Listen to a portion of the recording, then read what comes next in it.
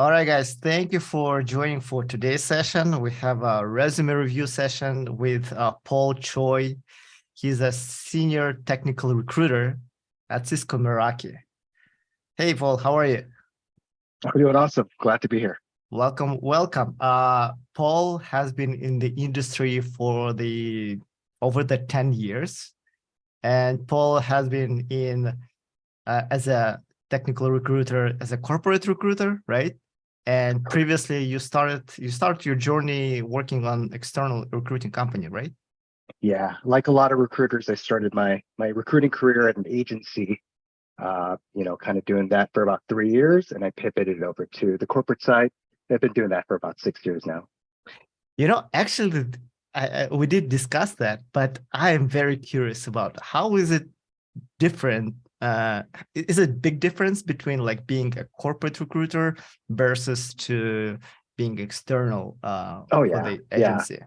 The objective is totally different. I'm here in service of the hiring manager and kind of our internal um, clients, like our kind of interviewers and things like that, mindful of saving them time, bubbling up the best candidates possible versus as an agency, you're kind of throwing, whatever is kind of close to the objective and seeing what fits. And so it's kind of more of a numbers game. So I take a little bit more care into the quality of hires because that can kind of, it can kind of bite you, long term because you're with the company, seeing the growth of that candidate. Totally. It does makes a lot of sense. And before we're going to start reviewing the resumes, maybe can you give some few tips and hints for applicants, candidates who are in active search? What would be the best way to behave with both and external recruiters and with internal? As you just mentioned, there is a little bit difference, right? uh, Internal recruiters, like in-house recruiters, they're more caring, so they kind of on the company side. So maybe a few tips and hints here. Yeah, kind of take the perspective of a recruiter, right? Not a ton of time to evaluate as much as we should. Sometimes the process is can be a little bit broken, so we're trying to manage the best we can. It's always good to have multiple touch points. So, in terms of where your application comes from could make a difference. I know a lot of times we don't have the option to get referred into a company. But if you have a network that can kind of endorse you, kind of get your foot in the door that way, saying this person is being referred by, Joe, who's an engineer at the company, says a lot of great things about him. That's going to kind of perk my attention up a little bit more. Um, I've seen a lot of people like reach out via LinkedIn saying, "Hey, Paul, can we set some time to talk? I'm really interested in this role." Um, in my experience, those don't really work for me because I'm just so busy. I'd love to just take the time out to individually just kind of tell you more. But what has worked is just saying, "Hey, I applied. I'm super interested. I kind of learned XYZ about this position. Hope I get, I hope I get picked and, excited about next steps." I'm not asking for anything from the recruiter. And that really helps me say, okay, put a face to the name. So I'm talking about those type of touch points. This one you just brought the very interesting point, and I think this is very important, because some people they're thinking networking is something that you go and ask someone's time, like to go and talk, but it's not actually what it is, right? So what you're saying, and I totally agree, like with this approach, it's better just to raise like a flag, like, hey, I just applied, I'm not asking your time, but that's it, right? And Yeah, if you're looking for specific position and this guy was on the right time, you probably will look at his resume, is it? yeah, I'm way more likely to.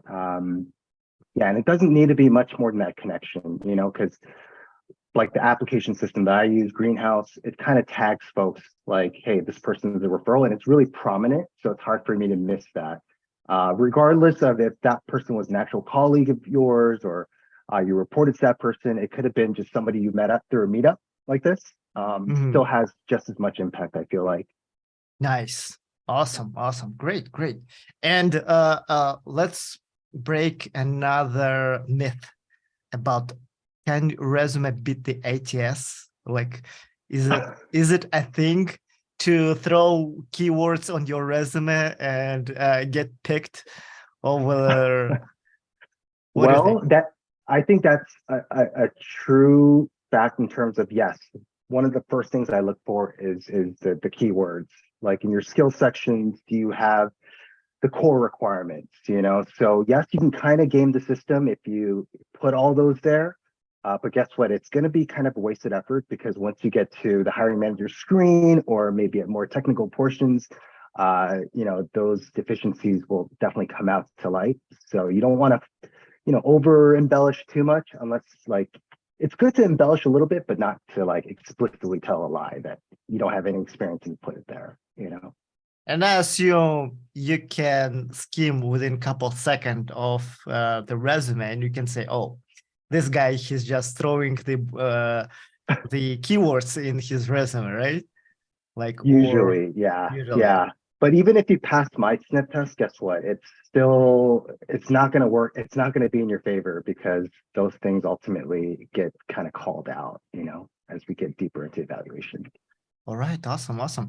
So instead of talking, let's take a look at the resume and let's All right, discuss. I'm Like, excited. all right, okay, let me pull up the first candidate here. We got our first victim, huh? Yeah, yeah. Well, No, by just putting yourself out there, looking for these tips, you put yourself way ahead of the crowd. You know, you guys are being brave just by, you know, kind of, you know, taking that risk, showing yourself. So kudos. right, right, right. And by the way, the person who just sent me this resume, I mean, she was the first busy. Can you give little context about what you're looking? Yes, hi. I want to first say thank you for taking the time to review our resumes and give our feedback. My name is Busy. I'm transitioning to software engineer from a non-traditional background. However, I started coding, years ago. I got into web development, and so in the past couple of years, I've been learning, building projects, also working with paid clients. Contributing to open source projects, but now I feel ready for a full-time entry-level or mid-level software engineer position at the organization. So I just started actively looking for jobs, but I do want to, really like polish my resume as much as I can before I start applying. Awesome. Yeah, cool. Welcome, BC. Just this is obviously prefaced by it's all kind of subjective. This is kind of in my experience, what I've seen kind of works versus doesn't work. You have all the relevant stuff in there. What I've seen is maybe the columns, like if you separate, like I think you have your skills and your LinkedIn pages, your contact info, and your education on the right side. That is pretty non-traditional. What I've seen is really just separated just like vertically, with in your case, maybe education and below that experiences. Now, I must say I have been more looking at senior level and kind of mid-career like experience roles. So like those factors might be a little bit different if you're pivoting to a new career or if you're early career, where you might want to put education at the top. But I also see that your education is psychology, so it might not be relevant to the career that you're focusing on. One thing that also would stand out right away is some type of metrics or some type of like benchmark to know like maybe the size of things or the scope of things or the scale of things that you worked on and like the impact, right? Recruiters, they're not really technical people. They're not engineers per se. So some of the things that you feel like might be important or like really stand out sometimes don't resonate as much for the recruiters. So when I scan your resume, I'm looking for, those skills. So you have JavaScript, Python, React, Node. And I do like the fact that you didn't rank yourself. Please don't go into the habit of saying I'm an expert at this, or like 3, dots, 4 dots. Let us kind of be like the evaluators of what proficiency looks like. Sometimes you kind of rule yourself out by doing that. So I like the fact that you kept things very simple there. Less is more, right? And you did the right thing. 1 page is kind of perfect in terms of length.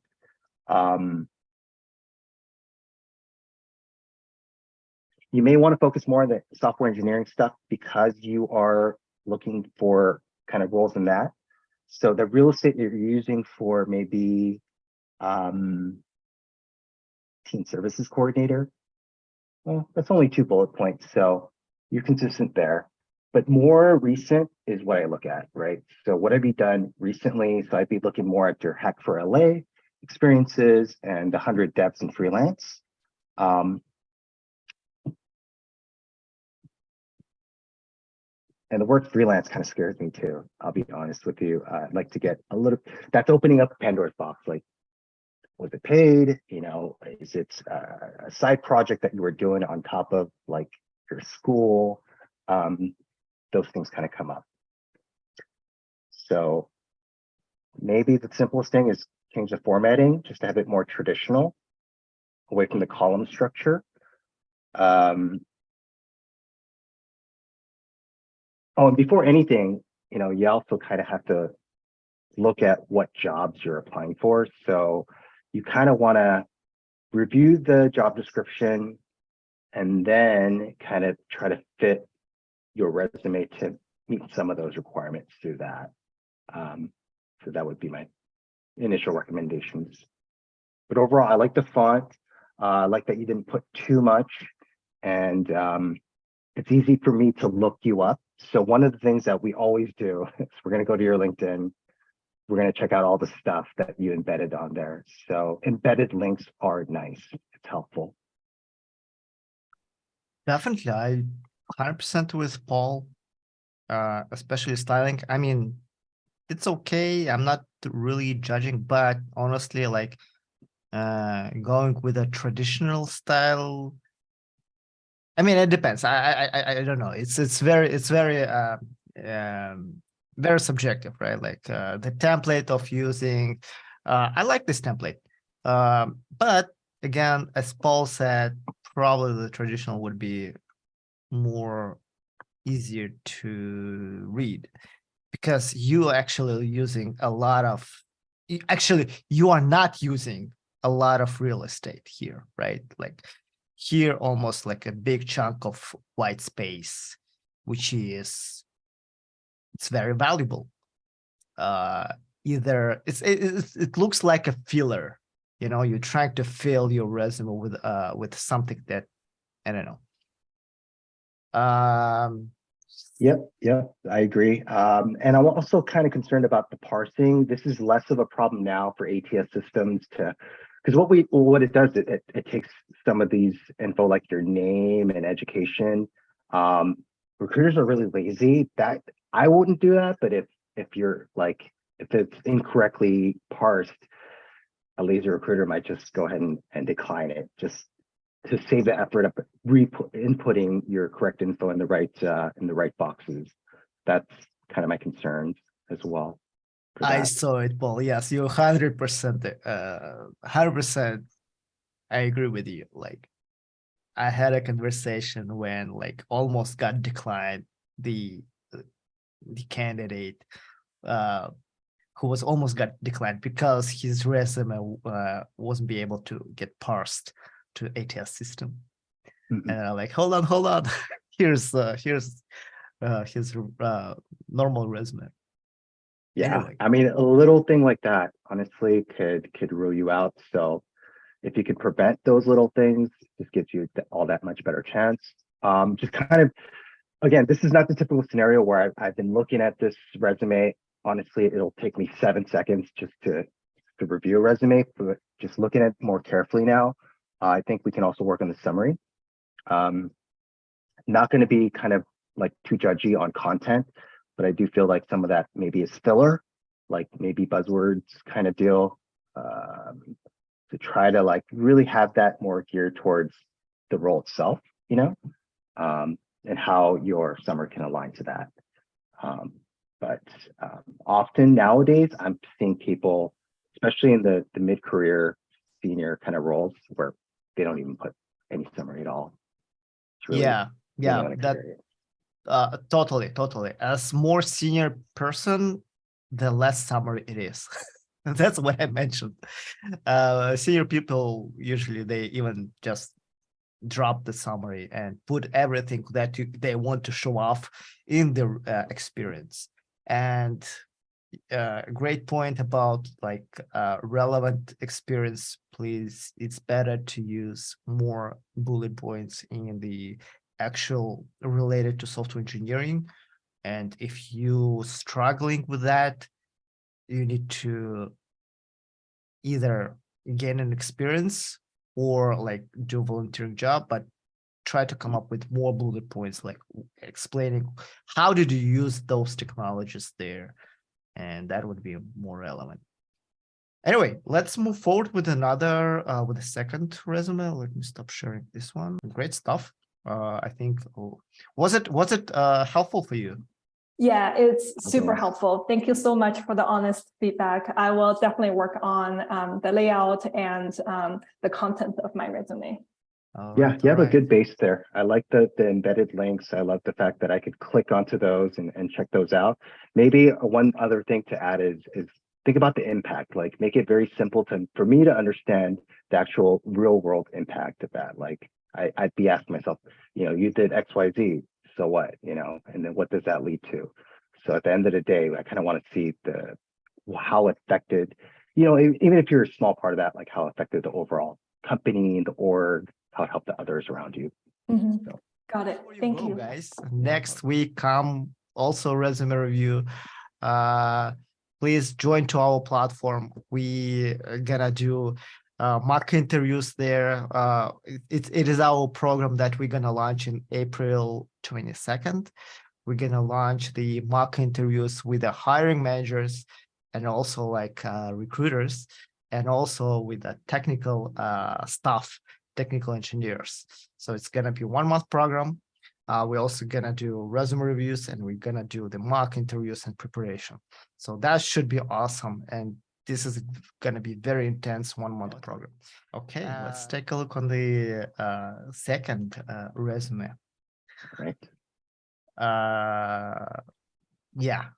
So this is candidate, let's call it candidate number 2. And this is your resume. Now, is there a second page or is it just one page? There is a second page. Okay. You want to I scroll think up? I think the structure is fine. The rule of thumb is anyone with maybe 5+ years or more of experience could have a second page. It's not like a deal breaker if it's relevant. 10 years, 10 plus. Yeah, pretty clean.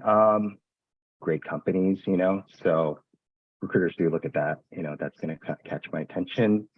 When I look at the bullet points a little bit, not seeing any metrics. So again, half the resumes out there don't include like just things that I can kind of benchmark things to, like what is like it improved things 50% or it saved XY time. Those are like the measurables that really it could tie into you. It's not direct responsibilities. It's still okay, to put that in there. In other words, Paul, you are saying try to use a star format, your accomplishments. Help Paul to sell your resume to hiring manager, like why you stands out. But I can't really fault this too much. I mean, depending on the role, right? If it's a role that requires end-to-end testing and UI and integration testing and all this stuff, and I'm sorry if I'm totally off base with these skill sets, it could align. I don't know if it's necessary to have like the earlier career, 2015, 2012, especially showing that you're from out of country. I don't know if it's 100% necessary. I think this maybe could, if with a little bit more work, probably be, down to 1 page, just to, because there's a lot remaining on that second page. So I think we can consolidate some of the bullet points. I feel like maybe there'll probably be some like duplicates or like repeating type of themes that can be consolidated into one. And some of your skill sets, right? Like if on the skill section, if you have that, I am sometimes verifying, did you actually use it? Is it in one of your bullet points? So I kind of do, if you're putting XYZ skills, coding language, it's not just in the skill section, it's demonstrated in one of the work that you did. Yeah, I would definitely remove these bullets, anything which is out of states. I would keep the position though. Maybe just mentioning I was a lead software engineer, was software QA engineer. Yeah, I mean, good recruiters try to reduce their own bias, but sometimes you just have to expect that people have these innate biases. Try to take out those points if you can. Post your LinkedIn only if your LinkedIn has like worthy stuff. I know a lot of the stats say like, I think like 70% improvement if you add your LinkedIn. But once I click on that LinkedIn and it doesn't have a lot of the stuff, that aligns, then probably hurting you more than helping you. Right. Yeah. And one thing I do like is the breakdown of like platform, programming languages, technologies, instead of all just one jumbled, paragraph. I kind of like the separation of skill sets, as long as it's relevant, right? Yeah, maybe more action words, like developed is nice, and led teams, or something that's just actionable would be nice too. This resume, especially with this experience, could start with actually experience. You tell me, Paul, what do you think if you would put this skill set in the bottom of the resume and put the relevant experience up front, and maybe reduce the summary, or maybe even you can. Yeah, because this person has a lot of good experiences. So you kind of want to point out your strengths, right? If you're a new grad, you want to kind of point out more of your educational stuff, maybe open source stuff that's more relevant. But in this case, 10 years plus, probably looking for a senior role. Yeah, I'd agree. Yeah, I think it could be reduced even for just one sentence. This one is the most important, in my opinion. Like 10 years of experience. Wow, where is it? Like, and here it is in the work experience, right? Okay. Yeah, and the domains too. I mean, it could be helpful, but at the same time, are you applying for e-commerce, retail, travel, sports, and healthcare? Are you like specifically, because if you're applying for like Meraki and it's, okay, well, it's not there, right? There, so that might be, superfluous, I guess. I like it. This is a good point. Yeah, maybe it's better to remove this one. Otherwise, you're gonna. But if you're targeting like, your specific industries, then yeah, that one's good to have because you have domain knowledge in those areas. You guys, welcome to post any questions if you have follow-up questions. But if no, let's move with the second resume. Yeah. All right, let me stop sharing this one while I'm doing this. I like our speed. It's pretty efficient. Good, yeah. All right, then we have a JK resume. Let me open it up. Guys, send me messages in the chat, like how helpful it is. Maybe you have questions. I mean, I like talk to Paul. Like we can speak almost all day long, but we also need some feedback from you. All right, let me share my screen one more time. I'm already intimidated by that long paragraph. That's like the first thing that stands out to me. I'm not going to be reading all that. Yep. So the format's great. Like it's just, the right kind of separations of the different sections. You have your city, state. I wouldn't put your zip code. Please keep that general. And then, you have your LinkedIn there. I'm just thinking you could probably cut that summary down, because some of that stuff could probably fit in skills or just as like a bullet point. And especially like this type of stuff, or result oriented. If you if you're not result oriented, why? I mean, right? Like, Yeah, exactly. Good call out. So those are like that's something that's probably a given. right, right. Yeah, like motivated or results oriented. We assume you're already motivated, and you also we assume that you are result oriented, right? And all these good words So, like about you. yeah. So this one does have some things that are catching my eye, like test coverage on 60% for most critical features. I don't know how long this person worked there. 2000 to now. Okay, gotcha. So let's confused. It's 00. No, actually, it says 3 years. Oh. It looks like the work experience mixed with the summary, because you says 3 years of experience in both manual automation, which actually you will call it out here, right? Yep. Or specify here. Yep. Leverage test cases with unique improve stability test. Yeah, I'd like to see more results. What was the impact? These are all just basic instructions, right? Yeah. And these kind of words, experience with this and that. I kind of want to know, like, instead of experience, I probably want to know like what you did there. Exactly.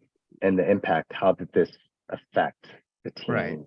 Right. And, which is, I know, which is harder to explain, which is harder to summarize. I face myself with this same challenge. Like I did some stuff, like what I accomplished there. Oh, let me think about it. I mean, I'm just a little overwhelmed. I mean, I want to look for the right parts of it, but at the same time, a resume shouldn't be like a tell-all book. It should be more of like a teaser, right? Like, okay, like I'm seeing some good things, technical skills. Okay, they line up, and then let's talk a little bit more during the phone screens where you can kind of dive deeper. Yeah, I can tell. This resume should be reduced for sure, especially like this part. It's a lot of either unnecessary stuff or duplication of experience. So it should be very light. You don't need to have 1/4 of your resume like with this, right? Technical skills fine, work experience, yeah, it's very stretching, definitely. Like you're trying to put, and again, like the wording here, it's very hard to say like what you did there. But the good part is once you add impact to those actual activities, this person is a well-qualified person. So it's just, reducing the clutter, just making it real simple for me to say, okay, like you're good, put you into the green pile, maybe in the technical skills, are they listed? Like, is Java maybe your strongest? Is that why you did it like that? Resume before where they kind of broke down, hey, this is languages, here's the like testing tools, here's like, I kind of like that sometimes.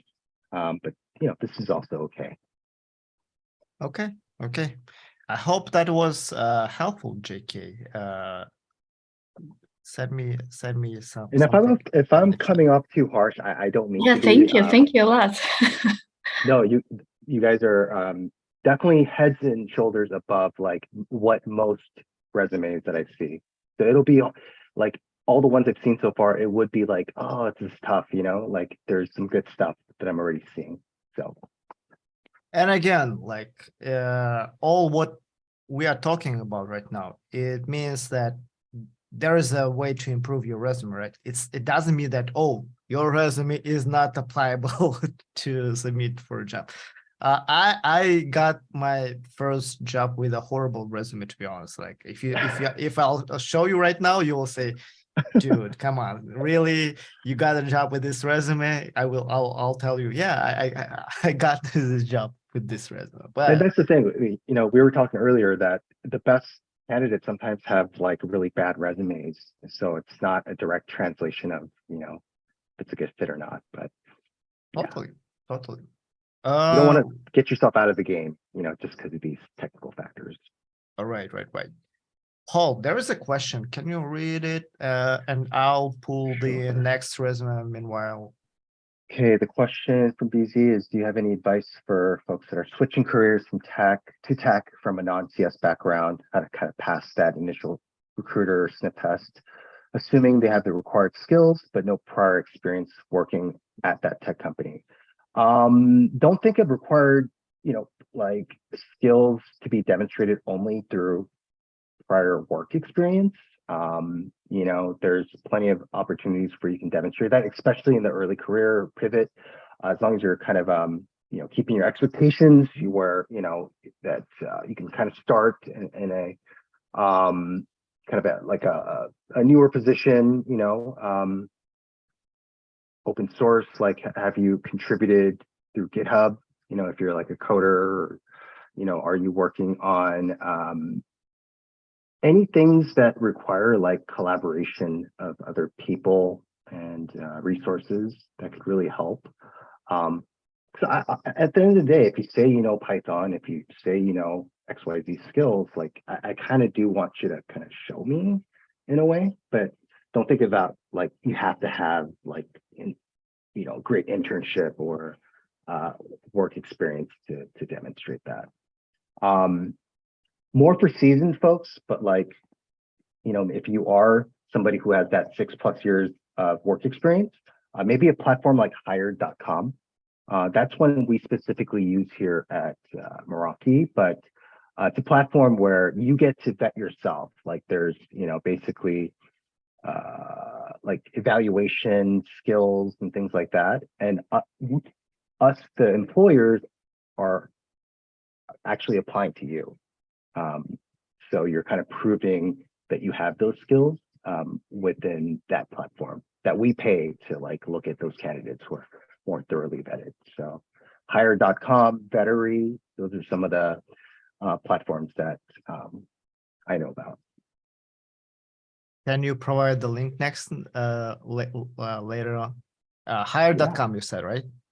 Hired.com, pretty easy one. And there's a cool informative, like they do like a yearly state of like software recruitment, and it gives you a lot of info on like how the industry is currently. Oh yeah. Actually, I recall them. I used them. I used hire.com. Nice. And actually it worked well.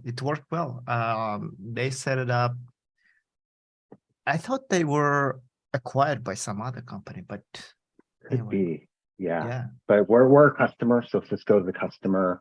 Mm. So more geared towards people who do have experience. I've seen that if you kind of early career or don't have actual, couple of years, then they don't accept you as a candidate. So there is a benchmarking process. All righty. So we have this fourth resume, but it's like unfortunately it is in the image. Okay. Yeah. Are you able to see it? I am. That is a tough one with the 5 years of gap, right? Right. Yeah. Man, this is a tough call because recruiters, they tend to gravitate towards those type of stuff. So like, how do you minimize like a long gap like that? Off the record, I mean, I guess, yeah, sometimes it helps not to even bring that up, like, not outright lie, but, just fill it in with something that looks relevant. Because like, in terms of background checks and things like that, like, I don't know if they really look for that kind of stuff. So if you prove yourself really proficient, try to, yeah. In other words, even everyone would prefer to say that they don't really care about the gap, but in reality, most people care. And it says actually like with a gap of even more than 1 year, it's very hard. It's almost like you wiped out your experience, not completely, but it's hard with 1 year. With a 5 years of experience, you need to fill it out with something that will give to hiring manager indication that you are actually stayed on the top. I don't know what could be this project but in other words, this is gonna be very hard to impress. It's unfortunate, it is a reality. Another thing that I see reference available upon the request, you can drop it. Yep. Drop that. Drop the legally authorized to work in the United States. If you apply, you're supposed to be legally authorized, right? Yeah. Unless if you are looking for H-1B visa or something like that. Mm-hmm. Oh yeah. Yep. By the way, Paul, how do you handle this situation? Like, I know that companies who is open to a H-1B, like you guys are double checking with the person, right? Are you looking or you're not require? But in the resume, like, should you? I wouldn't. Those are questions that they're going to get asked in that initial recruiter phone screen. And so you want to keep that possibility open to explain your situation a little bit more. Especially H-1B situations, it's so tough, right? Because, they have that, I think 90 days, they have a certain time limit to get their job. So for them, getting their foot in the door is most critical. So, let the recruiter assume that you're legally authorized, or you can get that, and then kind of let's work that out after the recruiter deems you qualified. Because there are ways around it, right? There's ways to like extend it. There's ways to for you to maybe go back to school. It's not necessarily, it has to be like a transfer process per se, Yeah, I'd say, keep things as minimized as possible. Don't offer information that is not strictly required. Yep. And the same thing with professional summary, strong communication, problem solving, like this is all that's a given, filler. Right? So you can eliminate the strong communication, problem solving, and analytical skills, experience independently working in a fast-paced environment. I mean, it's a lot of fluff in there, right? So right. Those are assumed. And a lot of these resumes are very technical, so you kind of have to remain a little bit more on the technical side with your bullet points. But at the same time, you do want to throw some metrics again, some impact type of things. Just help the company buy this, even it's kind of an indirect deal. So and obviously, guys, I think Paul, correct me if I'm wrong. You're talking about some impact, right? It doesn't need to be in each bullet, I made 100%. So don't exaggerate with this too. I saw exaggeration as well. So yeah. So maybe one, I guess, per job is fine, Balancing, and in this right? case, maybe focus more on the recent jobs. It's enough bullet points there, but I mean, do we really need to know all the way back in 08 and all that stuff? Maybe one bullet point and just the fact that you list that there could save you some space. I mean, in terms of the gap, there's organizations out there, especially for folks that, women returning back to work due to raising families. They can help you and also kind of identify the right roles where, hiring managers are open to that. Paul, we don't know if it's a woman or man. We don't. Yeah.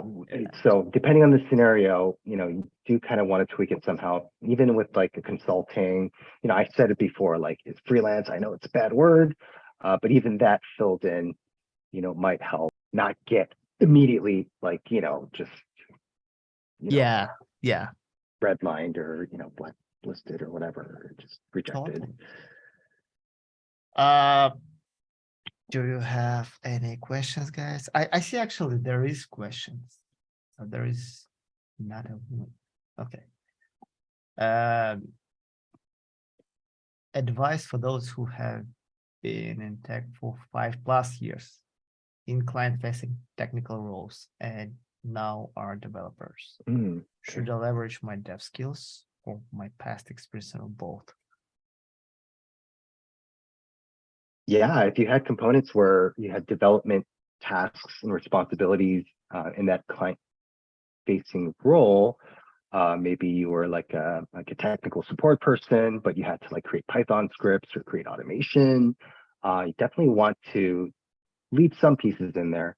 How that it tells a story, right? How you transitioned from one thing to another, and your ability to kind of take that on. So minimal, but yes, I feel like that's relevant. Yeah, 100%. All right, guys, I think we are done for today. 4 resumes, Paul. It was very intense. Good. One by one. Okay. Well, hopefully it wasn't like that intense. So it's a good thing. The speed was great. I like your suggestions. Actually, a lot of insights for myself as well. Again, like Paul. Oh, we have one more question. This might be off topic. About. Oh, okay. Recruiter phone screening. It's a good one. It is a good one. Yeah. Okay, let's read the question. How would you prepare for the phone screening? Oh, right. First, track your applications. I've had many conversations where like they didn't know how to pronounce Meraki, or they just didn't know what the company was. So like that's going to demonstrate that you're come prepared, and understand the role a little bit. Your questions also help like demonstrate like your interest and also like where your head's at. So recruiters can be really good at answering things like the org structure for the team, who they report to. They're not going to be as good telling you like, like the major projects or some of the actual day-to-day stuff. Try to hold those questions for like the next, hiring manager. I'd say like this is where you demonstrate your soft skills, right? This is where you can kind of show that you can collaborate with others, that you're quick to learn things. This is where you star formatting, like like Evgeny's talked about. This is how you kind of demonstrate your value, right? Setting up the scenario and the task, and then the actionable thing that you did and the results, right? So if you kind of layer it in that way, you're going to impress me enough to say, you know what, BZ looks pretty good. I want to bubble her up to the next part, which is the hiring manager conversation. Be relaxed. It's hard, right? Like it's hard to kind of not be nervous, but understand like the recruiter is really there to just tell you more about the position. It's going to be half them talking and you asking about them, and just making sure like all your keywords, your bullet points, it's not BS. Like, can you tell me a little bit about, what you did here? It sounds pretty interesting. And if you can't really talk more about it, then, that's a red flag. But if you can, add some pieces, again, tell me about the impact, then that's going to be more likely to say, oh, okay, person is pretty good. So. Last question, Paul, about the compensation. When it is appropriate to talk about the compensation? Important question. Well, the good part is if you live in California, and I think New York now, a couple other states, all salaries are posted. It's transparent. Always check towards the bottom of the job description. It should show you what the base salaries are. And now it's a good, question to ask, is there other stuff like, bonus, is there RSUs or equity? that's not included with the job descriptions. But that'll give you a great overall idea of what the total comp could be in terms of ballpark, apples to apples. Okay. But during the first initial conversation, is it okay to ask, or like should you hold when you being asked by recruiter or by? I'm not offended. Yeah, it's great to bring those points up early if it's like an area of uncertainty. Like if you really don't know, I mean, there's sources like if you look up, geez, I can't think of the site, but it benchmarks all the salaries. Levels, I believe. Levels.fyi. Yeah. So go on Glassdoor. there, Glassdoor. I mean, those will give you a good idea and just kind of verify, hey, I just want to make sure like this is kind of like the proper range that's shown. Making sure that it's worthwhile for both sides. And we understand that. Like we don't want you to go through it if it's like way off, That's gonna help, Actually, since we touched this topic, my last question would be like during the negotiations, I know that's very depends on the role, on the salary range, but can you give like maybe just few tips how would be the best approach to negotiate your salary, but at the same time not to be seen as a greedy person, like, what would be the best approach? What do you think from, I don't know, from your own perspective? Yeah, I always tell candidates like, hey, it's okay because this is like the best and actually only time you can negotiate a higher kind of salary or so it's fine, especially if you have levers that you could pull. Like I have a competing offer, or my last salary was XYZ and I'd like to get a 15-20% increase from that. Also it is a factor on the job description, like job tasks. I feel like some of the responsibilities can warrant maybe an additional consideration. Is that okay? It's never up to me. So like for me, I'm happy to go back. Did your interviews go well? So like you better have strong scorecards throughout the process. That's going to help me as a recruiter say, you know what, Mr. Hiring Manager, like this person, you can tell they're great commodity, I'm having an issue trying to kind of right size the salary. Can we increase some levers? They're going to be more apt to do that if you had good scorecards, good results, So, Nice. Yeah. Awesome. Great. And the last question, what is the red flag for you during the phone screening, during the talking with the candidate? Like when you usually like, probably not a good fit. And I'm usually talking about maybe soft skills, maybe like kind of this type of stuff. What do you usually like bringing your red flag to maybe think twice before submitting to hiring manager? Or just lack of care, like a lack of preparation is key. Like if somebody comes and doesn't know who they're talking to, what the role really is about, if I have to describe the companies like in a very general nutshell, that's usually a bad sign for me. Just because like I know that they're kind of probably applying to everything. I don't want that type of person to target your role. lack of preparation, like careless, right?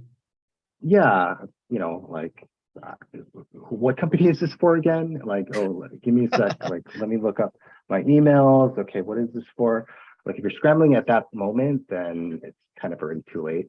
Look at the website. Look at some of the blogs. Look at what some of the major business achievements that recently came up. That's gonna, be a lot better. Yeah, just mutual respect, right? Like you agreed on the call, like nobody wants to hire jerks, right? I don't care if you come from Google and Facebook and you had, 20 years of experience, XYZ. If you're not somebody that is going to collaborate well with the team, take feedback, give good feedback, then most companies it's not a good fit, Yeah. Awesome. Guys, this is for you like a big green light. You have to know that recruiter, you should be very nice to this person. Like, don't treat recruiters badly.